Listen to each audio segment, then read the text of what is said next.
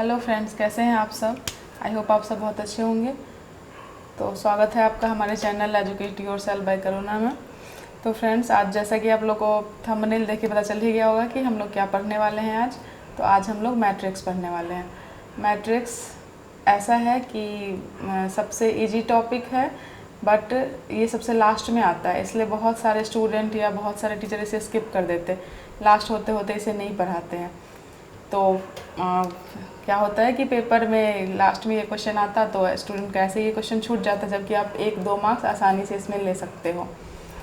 और कुछ है नहीं, बस इसका क्वेश्चन इतना लंबा चौड़ा देख के डरना नहीं है, वो मैं बहुत इजी वे में बताऊंगी। तो फ्रेंड्स चलो, इस पहले ये मैंने क्वेश्चन इसलिए लिखा है ताकि आप लोगों को समझ में आ जाए। ओके, तो चलिए स्टार्ट करते हैं। उससे पहले आप चैनल को लाइक कर दो, सब्सक्राइब कर दो, शेयर कर दीजिए अगर आप लोग नए हैं तो। ओके, तो चलिए, इसमें क्या होता है कि इसमें दे रखा है, कोई एक वर्ड दिया रहता है। जैसे मैं आपका इसका पहले हिंदी मीनिंग बताती हूँ ताकि आप क्वेश्चन समझो। क्वेश्चन समझ जाओगे फिर मैं इसका ईजी वे में बताऊँगी। तो इसमें कह रहा है कि a word is represented by only one set of numbers as given in any one of the alternatives. Okay, एक वर्ड दिया रहेगा आपको जिसको कोई एक सेट ऑफ नंबर रिप्रेजेंट करेगा। जैसे यहाँ पे 4 ऑप्शंस दिए हैं ना, इसमें कोई एक ही सेट ऑफ नंबर इसे रिप्रेजेंट करेगा। ओके, इस वर्ड को कोई एक सेट ऑफ नंबर रिप्रेजेंट करेगा। ये सेट ऑफ नंबर्स जो होता है, the set of numbers given in the alternative are represented by 2 classes of alphabets as in the 2 matrix given below. ये सेट ऑफ नंबर्स है वो, जैसे यहाँ पे मैट्रिक्स 1 और मैट्रिक्स 2, 2 मैट्रिक्स दिए गए हैं, तो इसके 2 क्लास अल्फ़ाबेट के 2 क्लासेस को ये रिप्रेजेंट करता है। ओके, अल्फ़ाबेट्स के 2 क्लासेस को रिप्रेजेंट करता है, जैसा कि रो और कॉलम। इसे हम बोलते हैं रो और इस वाले को बोलते हैं कॉलम। ओके, जैसे the column of and row of matrix 1 are number from 0 to 4। Matrix 1 का जो रो और कॉलम है, रो भी 0 to 4 को रिप्रेजेंट करता है और कॉलम भी 0 to 4 को रिप्रेजेंट कर रहा है। सेम मैट्रिक्स 2 में रोज 5 to 9 को रिप्रेजेंट कर रहा है और कॉलम भी 5 to 9 को रिप्रेजेंट कर रहा है। ओके, जैसे यहाँ एग्जाम्पल में दे रखा है कि क्वेश्चन 1 में मैट्रिक्स में m रिप्रेजेंट कर रहा है 11, 30 ये सबको। तो m देखो, m 11 मतलब रो का हम 1 लेंगे और कॉलम का भी 1 लेंगे तो m हो गया। फिर रो का 3 लेंगे और कॉलम का 0 लेंगे तो m हो गया। तो ये m रिप्रेजेंट कर रहा है 11 और 30 को।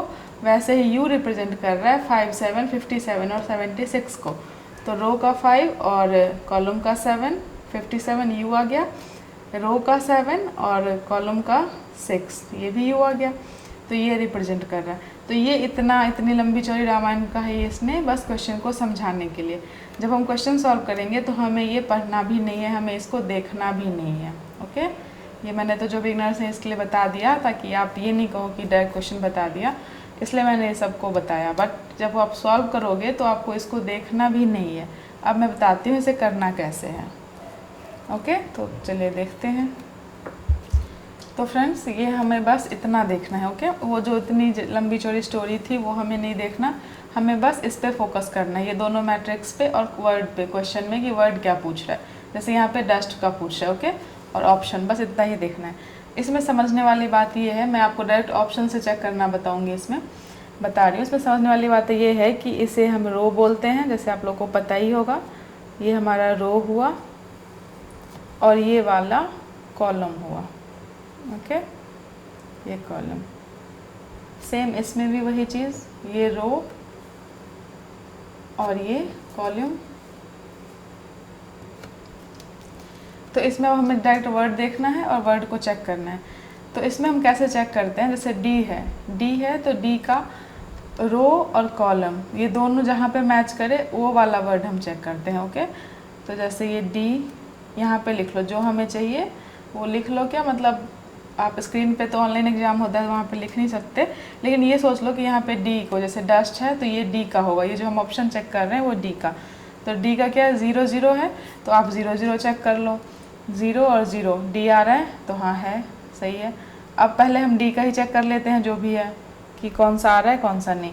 तो देखो डी का 1, 3 है सेकेंड में 1, तो रो का हम 1 लेंगे और कॉलम का 3 लेंगे। तो देखो रो का 1 और कॉलम का 3, यहाँ पे वी आ रहा है और ये V है, तो ये तो नहीं हो रहा, तो ये ऑप्शन रॉन्ग हो गया। तो अब इसमें हमें आगे चेक करने की ज़रूरत ही नहीं है, यहीं पे ऑप्शन रॉन्ग हो गया, तो ये हमारा ऑप्शन तो नहीं ही होगा। ओके, और अब हम C वाला ऑप्शन चेक करेंगे। इसका फर्स्ट का D देख लिया हमने, ये नहीं होगा। अब हम इसका C चेक करेंगे। C में क्या है 1 और 2, मतलब इसे हम रो मानना है और इसे कॉलम मानना है। तो 1 रो, फर्स्ट का रो 1 हो गया, 1 रो ये, और 2 D आ रहा है। देखो 1 रो में 1 गया और कॉलम का 2 आया, तो D आ रहा है, तो D है हमारा, मतलब ये हमें है, हो सकता है।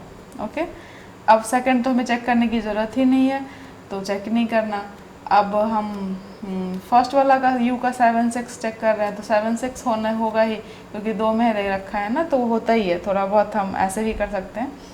तो U का देख लो 7 और 6, तो 7 हमारा इसमें तो है ना, इसमें 0 to 4 है मैट्रिक्स 1 में, 7 हमारा किस में आएगा, कॉलम में आएगा 5 से 9 तक। तो 7 हम रो का लिया हमने और 6 लिया कॉलम का, 6 कॉलम और 7 का रो, तो U आ रहा है, तो ये है मतलब।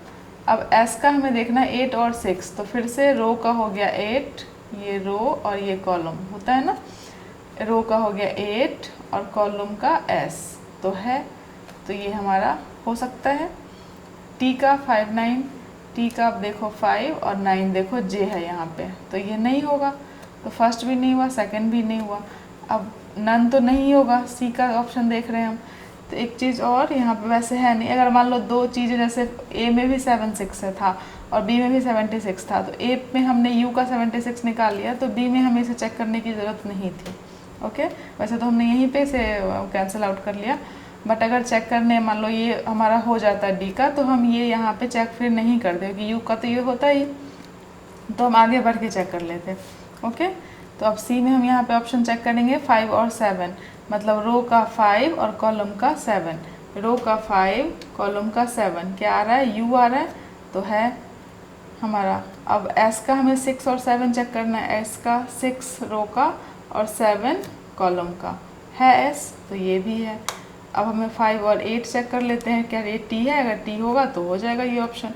देखो रो का 5 और कॉलम का 8 है T, तो हो गया ये D, ये U, S और T, मतलब ऑप्शन C हमारा करेक्ट हो गया ना।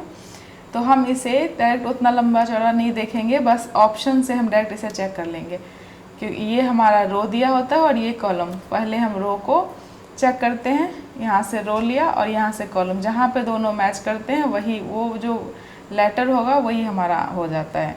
जैसे 0 0 है, तो ये हमने 0 लिया रो का और कॉलम का भी 0 लिया, D आया। 7 6 है, तो हमने रो का 7 लिया, कॉलम का 6 लिया, ये जहाँ पे दोनों मिले वहाँ पे ये वाला लेटर हो गया।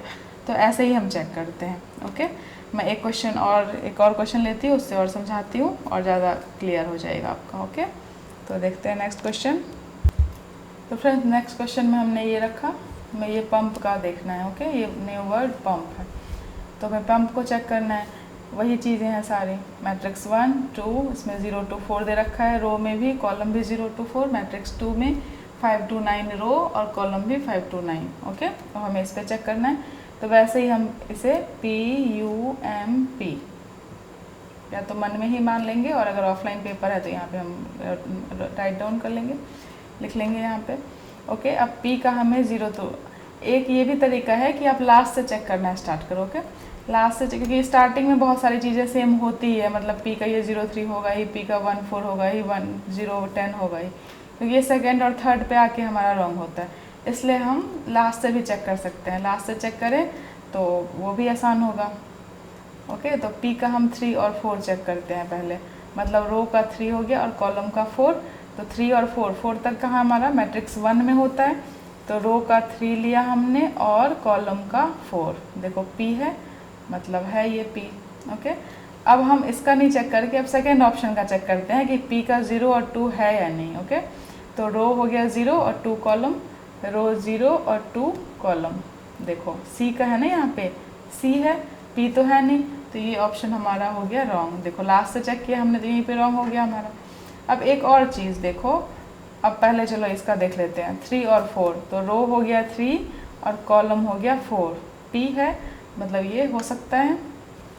अब हमें ए और सी को देखना है, क्योंकि 2B तो हमारा ऑप्शन यहीं पे रॉन्ग हो गया। अब देखो P का 0 और 3 हम देख चेक कर रहे हैं पहले, 0 और 3, रो का 0 और कॉलम का 3, ये P का है। तो P का जब 0 और 3 है तो M का कैसे 0 और 3 होगा, नहीं होगा ना, ये तो P का है, M का तो होगा नहीं, तो इसको भी हम यहीं पे रॉन्ग कर सकते हैं। ये रॉन्ग हुआ मतलब ये रॉन्ग। अब देखो आपके दो ऑप्शंस एलिमिनेट हो गए ना, A और B इजीली एलिमिनेट हो गए। अब हमें C का बस चेक करना है, तो C हम चेक कर लेते हैं, 1 और 0, देखो 1 और 0, P हो गया हमारा, रो का 1 और कॉलम का 0। फिर 5 और 7, रो का 5 और कॉलम का 7, क्या हो गया, U है तो U हो गया। फिर 2 और 3, रो का 2 और कॉलम का 3 हो गया ना, रो का 2 कॉलम का 3, M है तो M हो गया। और 3 4 हमने पहले ही P का चेक करा था, मतलब ये ऑप्शन C हमारा करेक्ट हो गया। ओके, तो हम लास्ट से चेक करेंगे, लास्ट ऑप्शन से चेक करेंगे, और जो एलिमिनेट हो गया, मतलब जैसे अब यहाँ पे हम थोड़ा सा इसमें दिमाग लगाएंगे, थोड़ा सा कॉन्शियस रखेंगे खुद को, तो ये जल्दी सॉल्व हो जाएगा, आपका कम टाइम लगेगा।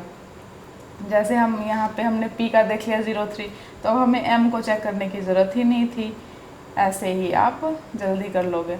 और जैसे अगर 2-3 ऑप्शन हो गया, एक रॉन्ग हो गया, तो अभी ऐसा नहीं कि आप बाकी को चेक करने बैठ जाओ, हमें कोई ज़रूरत नहीं है बाकी को चेक करने की। एक हमारा रॉन्ग हुआ मतलब वो ऑप्शन ही रॉन्ग हो गया। ओके, तो ऐसा करके हम थोड़ा सा टाइम सेव कर सकते हैं।